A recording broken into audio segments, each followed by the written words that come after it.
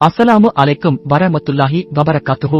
ஹவ்வா அலைக்கு மகன் ஹாபில் இறப்பு செய்தியை இப்லிஸ் அறிய செய்த போது இறப்பு என்றால் என்ன என்பதை அறியாமல் இருந்தார். பின்பு இப்லிஸ் இறப்பு என்பது உண்ணவோ உறங்கவோ நடக்கவோ இனி முடியாது என்று சொல்ல ஹவ்வா அலை கதறி அழுதார்கள். ஹவ்வா அலைஹிஸ்ஸலாம் ஆதம் அலைஹிஸ்ஸலாம் மவுத்தை அறிய மாட்டார். மலாயிக்கத்துகளும் விலங்குகளும் அழும் சத்தம் கேட்ட பொழுது சீக்கிரமாக ஆதம் அலைஹிஸ்ஸலாம் குகைக்கு வந்து பார்த்தார். ஆதம் அலைஹிஸ்ஸலாத்தை காணவில்லை. வலுப்பமான சத்தமுடன் அழுதார்.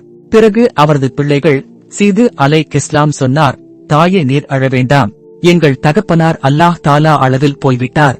அவர் அடக்கிறதற்கு முன்பு வரை உங்களுக்கு சொல்ல வேண்டாம் என்று ஏவினார். நீங்கள் பொறுமை செய்து கொள்ளுங்கள் என்று சொன்ன பொழுது புலம்பி அழுது முகத்திலும் மார்பிலும் அடித்துக் கொண்டார். அது பெண் மக்களும் மார்பில் முகத்திலும் அறைந்து கொள்ளும் காரணமானது.